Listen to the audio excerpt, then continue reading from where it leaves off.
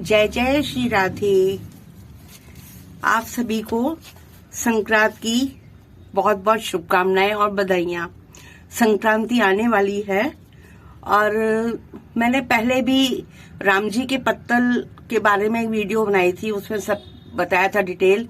लेकिन आज मैं फिर आपको एक बार फिर से विशेष रूप से संक्रांति पर उठाए जाने वाले जो नियम होते हैं, राम जी के पत्तल का जो विशेष नियम है उसके बारे में बताऊंगी।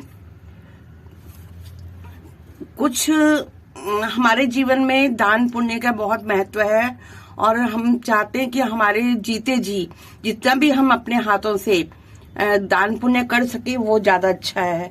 क्योंकि शुभ संकल्प जब हमारे मन में आता है ना, तो बुरा संकल्प बहुत जल्दी उस पर हावी होना चाहते हैं। तो अगर आपके मन में जरा भी आ रहा है कि मुझे कोई दान पुण्य करना चाहिए, तो आपको तुरंत कर देना चाहिए, उसका मन बना लेना चाहिए, क्योंकि बुरा संकल्प आने में देर नहीं लगती।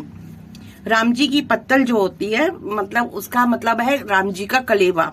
राम जी को जो आप भोग लगाते हैं, नाश्ता होता है, उसको बोलते हैं राम जी की पत्तल और कलेवा के नाम से जाना जाता है। इसमें सभी देवी देवताओं को और पशु को, पक्षी को, कीड़े मकोड़े, है ना, मछली वगैरह सबके लिए इस पे खाना दिया जाता। माना ऐसा जाता है कि जैसे हम जब हमारा जीवन पूरा हो जाता है और हम जीवन पर्यंत जब हम यमलोक की यात्रा पर जाते हैं, तो उस समय जो हमारे यहाँ कठिनाई आती हैं, बहुत पथरीला रास्ता है, बहुत कठिनाइयों भरा रास्ता है, तो जो हमारे लिए कठिनाइयां आती हैं, अगर हमने अपने इस जीवन काल में जो भी पुण्य किया होगा, जो भी दान दिया होगा, तो वो उस समय वहां पे हमको मिल जाता है और वो हमारा रास्ता सुगम बन जाता है। तो जीवन पूरा होने के लिए और जीवन में कोई कठिनाई ना आए, उस यात्रा में कोई कठिनाई ना आए, तो पग पग पर हम ये हमारा दान किया हुआ जो है वो काम आ जाता है। पहले भी मैंने बताया हुआ है आपको पहले भी, लेकिन एक बार दोबारा सोचा कि एक बार और बता देती हूँ उसके बारे में। और ये पत्तल जो है कब निकाली जाती है, किसके नाम की निकाली जाती है, इसकी जो है मैं आपको विस्तृत जानकारी इस वीडियो में दूंगी। और इसकी जो है राम जी के पत्तल की बहुत अद्भुत महिमा है। मतलब बाकी सब दान होते हैं, लेकिन यही एक ऐसा है राम जी की पत्तल कि इसमें सबके नाम की पत्तल निकलती है, सबके नाम का दान निकलता है, देवी देवताओं के नाम का, ग्रह नक्षत्रों के नाम का, और हर चीज का निकलता है। तो इसमें जो है आप इसको 1 साल में भी पूरा कर सकते हैं, 2 में भी कर सकते हैं, 5 साल तक भी कर सकते हैं। वैसे अगर कोशिश किया जाए तो 1 साल में पूरा हो जाता है, लेकिन कई बार हो जाता है कि बीच में कुछ विघ्न बाधाएं आ जाती हैं, तो हम नहीं कर पाते, तो हम उसको आगे कर सकते हैं। लेकिन संक्रांति से शुरू होके हमको जो दान, लास्ट वाला दान होता है, वो हमको संक्रांति पे ही पूरा करना पड़ता है ना। तो होता तो कठिन है, लेकिन इतना भी कठिन नहीं है। अगर किसी चीज का आप मन में संकल्प ले लेना कि मुझे ये काम करना है, तो कोई कठिनता नहीं होती, आराम से निकल जाते हैं।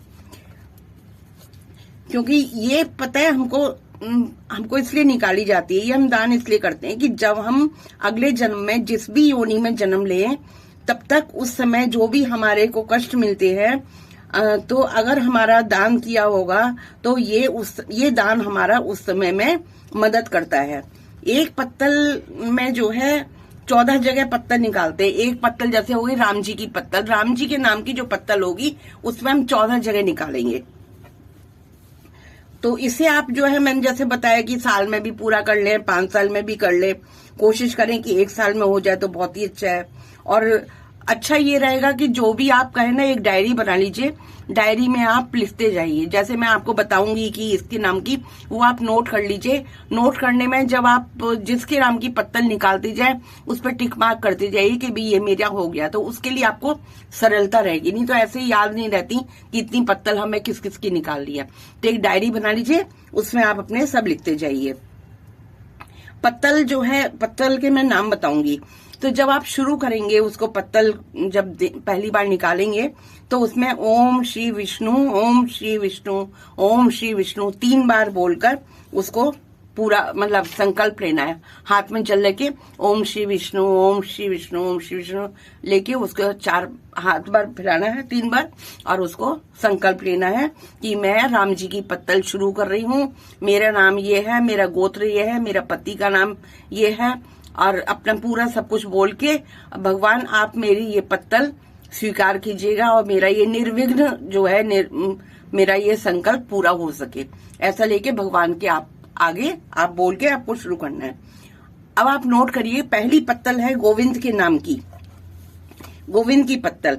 इसमें आपको जैसे 14 जगह निकालनी होती है तो 14 कटोरी ले लीजिए। अगर 14 कटोरी आप नहीं ले पा रहे हैं, महंगा पड़ रहा है, कुछ भी है, तो कोई जरूरी नहीं है कि आप स्टील की कटोरी लें या कुछ हो।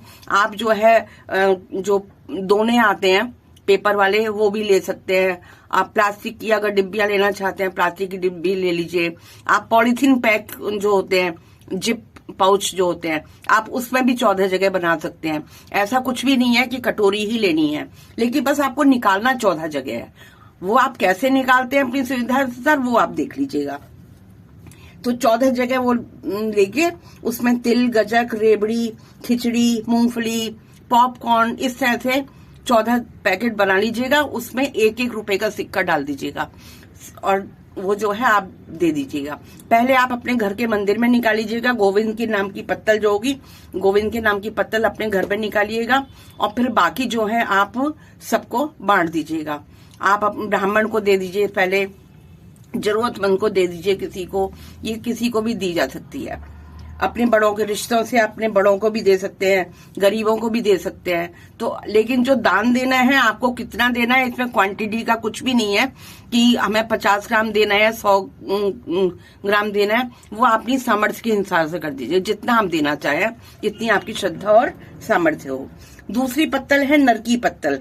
नर की पत्तल में भोजन की थाली निकलेगी, मतलब खाना जो बनता है नॉर्मल घर का, सब्जी, दाल, रोटी, पराठा जो भी है, तो भोजन की थाली, सब्जी, पूड़ी बना दीजिए। घर का खाना, घर का बना हुआ खाना दे दीजिए। अगर आप ये भी नहीं कर सकते कि 14 जगह कैसे 14 सब्जी पूड़ी देनी है, तो आप जैसे 14 समोसे बांट दीजिए, तो उसमें मतलब पूरी तरह की वो आ जाती है और सब्जी भी होती है। तो आप पूड़ी भी बांट सकते हैं, उसमें समोसे भी बांट सकते हैं। 14 ये दे दीजिए, 14 जगह। नारायण की तीसरे नंबर की पत्तल है नारायण की, जो एकादशी के दिन निकलेगी। नारायण की पत्तल में आप पीले रंग की कोई भी मिठाई या फल निकाल सकते हैं। चौथी पत्तल चित्रगुप्त के नाम की, महीने में ये किसी भी महीने में आप कभी भी दे दीजिए और फल भी दे सकते हैं और उसके साथ दक्षिणा करके। तो दक्षिणा आप अपने हिसाब से रखिएगा। मैंने आपको 1 रुपया इसलिए कहा है कि भी हर आदमी नहीं इतना हो पाता। अगर आप रख रहे हैं तो 11 रुपए, 21 रुपए भी रख सकते हैं, लेकिन कोशिश करिए कि 10 के पीछे, जैसे वैसे तो खैर 10 रख देते हैं, ऐसी कोई बात नहीं है, लेकिन जैसा कि मुझे बड़े लोगों ने बताया है, जो भी है, तो कहते हैं कि आखिर में जो शून्य हो जाता है ना, तो हमारा फिर वो शून्य में ही चला जाता है। तो 1 रुपए रखने में कोई बात नहीं होती, 11 रुपए रख दीजिए, या फिर जैसे 2 रुपए है, 5 रुपए है, इस तरह से रखिए। शून्य नहीं आना चाहिए आखिर में उसके। और चौथी पत्तल चित्रगुप्त के नाम की होगी। ये जो है किसी भी महीने में कभी भी निकाल दीजिए, फल और दक्षिणा रखिए। 5वीं पत्तल देवी देवताओं के नाम की, इसमें हलवा पूड़ी दे सकते हैं आप 14 जगह।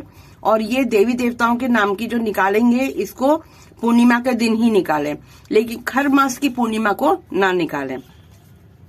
छठी पत्तल झाड़ झंकार के लिए, जब हम यमराज की लोग को जाते हैं अंतिम सफर पे, तो हमको रास्ते में बहुत कांटेदार झाड़ियां मिलती हैं। तो ये जो कांटेदार झाड़ियों के लिए ये वाली पत्तल होती है, जिससे हम जो है हमारे पैरों में कांटे ना चुभे और कोई दिक्कत ना आए।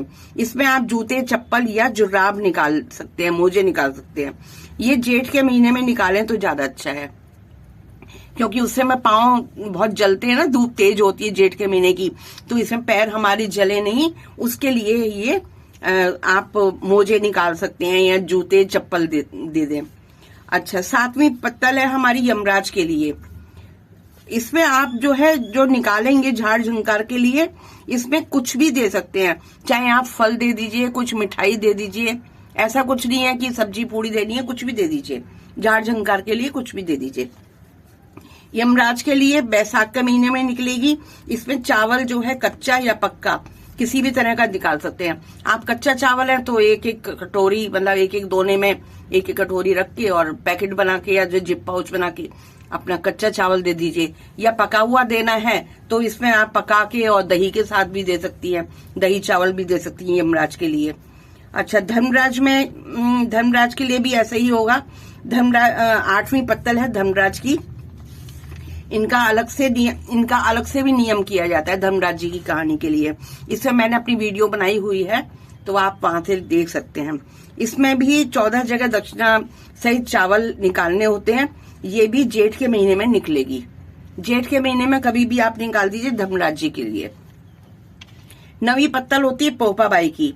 आपने धर्मराज जी की कहानी सुनी होगी तो उसमें लिखा है कि पोपाबाई का अधिकार होता है स्वर्ग के रास्ते पे।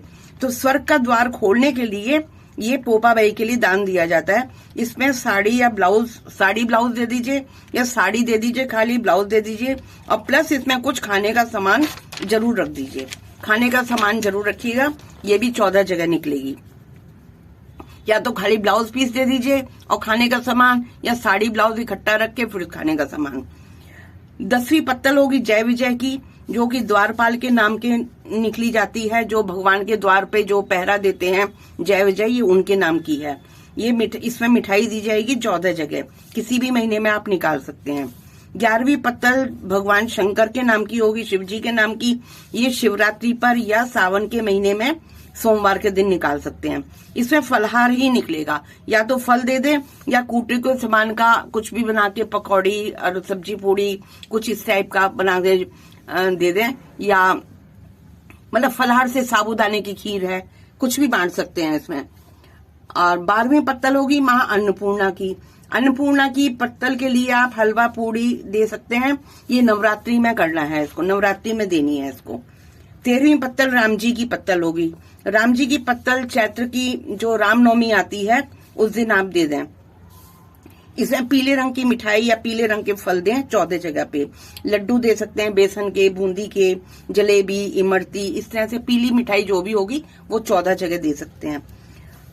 14वीं पत्तल है चंद्रमा की। ये पूर्णिमा के दिन दी जाएगी। तो पूर्णिमा के दिन आप अगर शरद पूर्णिमा पे दे दें तो और भी अच्छा है। तो शरद पूर्णिमा पे या किसी भी पूर्णिमा के दिन आप चंद्रमा के नाम की दे सकते हैं। इस पे खीर बनाकर बांट दें या चावल बनाकर उस पर भूरा रखकर दे दें। 15वीं पत्तल होगी सूर्यदेव की। सूर्यदेव के लिए गुड़ से बनी मिठाई दें, जैसे गजक, रेवड़ी, इस तरह की दे दें। सर्दी का टाइम है, आप कभी भी दे सकते हैं इसको। संक्रांति वाले भी दिन दे दें या संडे को दे दें, रविवार के लिए दे दें। या बैसाख में रविवार को दे दें या सूर्य सप्तमी में दे सकते हैं। ये आपको 3-4 ऑप्शन है इसमें। या तो अभी संक्रांति के बाद जो भी अभी माह का महीना आ रहा है रविवार, उसमें दे दें गजक, रेवड़ी, तिल से बनी हुई कोई भी चीजें, गुड़ से बनी हुई। या फिर बैसाख के महीने में रविवार को दे दें या सूर्य सप्तमी जो आती है बैसाख में तब दे दें। 16वीं पत्तल है लड्डू गोपाल की। लड्डू गोपाल की जो पत्तल होगी वो जन्माष्टमी पर दी जाएगी। इसमें हम माखन मिश्री बांट सकते हैं, कुछ फल दे सकते हैं या दूध से बने हुए खीर वगैरह कुछ भी आप दे सकते हैं। 17वीं पत्तल तुलसी माता की होगी। वो देवउठनी काशी पर फलाहारी भोजन दिया जाएगा उसमें, तुलसी माता के नाम का। और अगली पत्तल 18वीं पत्तल होगी गंगा यमुना की। जब भी आप गंगा स्नान के लिए जाएं तो गंगा जी हमारे पापों को धो देती हैं। आप एक बार अगर कोई भी स्नान कर ले तो गंगा मैया जो है हमारी सारे पापों को मिटा देती हैं, धो देती हैं। तो बोलिए गंगा मैया की जय। गंगा मैया के लिए आप कुछ भी मिठाई लेकर 14 जगह बांट दें। हो सके तो वहां पे केवट जो होता है उनको दे तो और भी अच्छा है। केवट मिल जाते हैं वहां पे नाव वाले, उनको दे दें तो बहुत अच्छा है। और 19वीं पत्तल होगी गौ माता की। जो भी घर में भोजन या चारा आप जो भी घर में भोजन बनता है वो बना के गौ माता को खिला दीजिए। आप कहीं गौशाला में चले जाइए, वहां पे खिला दें। और या हरा चारा भी दे सकते हैं या पालक भी दे सकते हैं गौ माता के लिए। पालक हरा होता है, उनको आप पालक खिला दीजिए। तो गौशाला में जाके दे दें। और जो दक्षिणा होती है वो आप दान पात्र में डाल दीजिए गौशाला में, या गाय का जो मालिक है उसको दे दीजिए। कुत्ते के नाम की, ये कुत्ते जो होते हैं ये बिन झोली के भिखारी कहलाते हैं। आप इनको रोटी दे सकती हैं, बिस्किट दे सकती हैं, दूध पिला सकती हैं, इनको कभी भी दे दीजिए। और रहा इसका कि इनकी दक्षिणा का क्या होगा, तो इनकी दक्षिणा का क्या है, किसी गरीब को दे दीजिए, क्योंकि इनको आप या तो जो घर के जो बधे पेट डॉग होते हैं या तो उनको दे दीजिए, उनका कि भी इनका जो सामान आएगा उसमें डाल देंगे। अगर आपको नहीं लगता कि अच्छा ऐसा नहीं लगता तो किसी भी जरूरतमंद को वो दक्षिणा दे दीजिए। चील कौए के लिए अगली 21वीं पत्तल होगी चील कौए के लिए। तो इनके लिए दाना डालना है, जैसे ज्वार है, बाजरा है, ये आप डाल सकती हैं। रोटी बना के टुकड़े करके उनको छत पे डाल दीजिए, या उड़द की दाल की पकौड़ी बनाकर रख दीजिए छत पे, ये लोग खा लेते हैं चील कौए। अच्छा, 22वीं पत्तल है जल जीवों के लिए। जल जंतु जो होते हैं पानी में रहने वाले जीव, है ना, कछुआ है, मछली है, इस तरह के जीवों के लिए। तो इसमें आप घर में आटे की गोलियां बना लीजिए और थोड़ा सा सूखे आटे में लपेट के और उनको कहीं भी जहाँ पानी ठहरा हुआ होता है या नदी में जा रही हैं कहीं, तो वहां पे डाल दीजिए मछली के लिए दाना मिला के। 23वीं पत्तल है चींटी मकोड़े के लिए। आटा भूनकर आप इनके लिए जो है आटा भूनकर कसार बना लीजिए और उसमें फिर बूरा मिला के पंजीरी टाइप की बना ली, आटा भून के बूरा मिला लिया और फिर चींटी के बिल के आसपास डाल दीजिए। तो वहां जितने भी चींटे कीड़े मकोड़े होंगे, चींटे होंगे, आप उनको उसमें मिल जाएगा। इनका भी दान आपको ऐसे ही करना है कि मिनस के इस पे, और फिर जो है दान जो है किसी मंदिर की दान पेटी में डाल दीजिए इनके नाम का, या फिर किसी जरूरतमंद को दे दीजिए। अच्छा, संतोषी माता के नाम का। संतोषी अगली पत्तल है 24वीं संतोषी माता।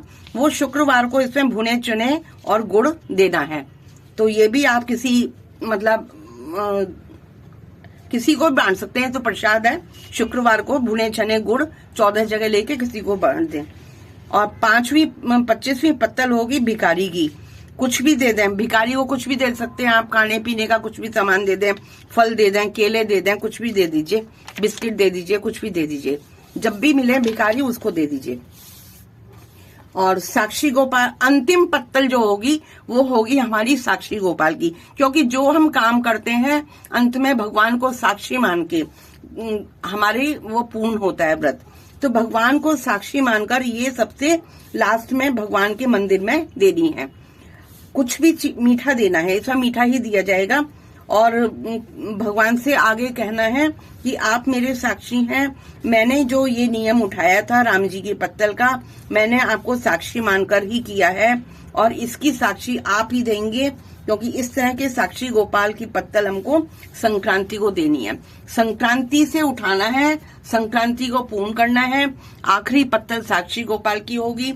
भगवान को बोलना है कि आप मेरे इसके साक्षी बनिए और मतलब मेरा ये व्रत आपको पूर्ण करना है, ये मेरा दान आपको पूर्ण करना है, आपकी साक्षी में ही मैंने ये व्रत शुरू किया है। इस तरह से आपकी जो है ये राम जी की पत्तल पूर्ण होगी। भगवान करे आपकी ये जो है जो मतलब राम जी की पत्तल का जो आपका बना है ये नियम, ये आपको पूर्ण हो और आपकी जो है सारे दुख कष्ट क्लेश पूरे हों। इस तरह से जो है आपका नियम जब पूरा हो जाए तो अगले संक्रांति पे 14 जगह पंडित को सामान देकर उद्यापन कर दे। इसका उद्यापन यही होगा कि साक्षी गोपाल के जो भी आप 14 जगह निकालेंगी तो एक 14 जगह तो कर देंगी, और पंडित जी के लिए एक कोई भी वस्त्र, कोई भी गर्म चीज हो, कोई जरूरी नहीं है कि 14 निकालें, 14 जगह तो मीठा निकालना है, पर मतलब कुछ भी मीठा, और एक कोई वस्त्र, कोई गर्म शॉल हो, स्वेटर हो, लोई हो, कुछ कंबल हो, कोई भी हो, वो पंडित जी को देना है, दक्षिणा देनी है। और उनसे भूल चूक की भगवान से आगे माफी मांग लीजिएगा कि भगवान जो भी गलती हुई हो आप इसे पूर्ण कीजिए, आप हमारी भूल को माफ कीजिए। और दक्षिणा रखने का यही तात्पर्य होता है कि दक्षिणा हम इसलिए रखते हैं उस पे, हर एक पे, कि अगर कुछ त्रुटि रह गई हो, कुछ कमी रह गई हो तो भगवान अपने आप पूरी कर ले। तो आशा है मैंने आपको सभी चीजें डिटेल में बता दी हैं, समझ में आ गई होंगी।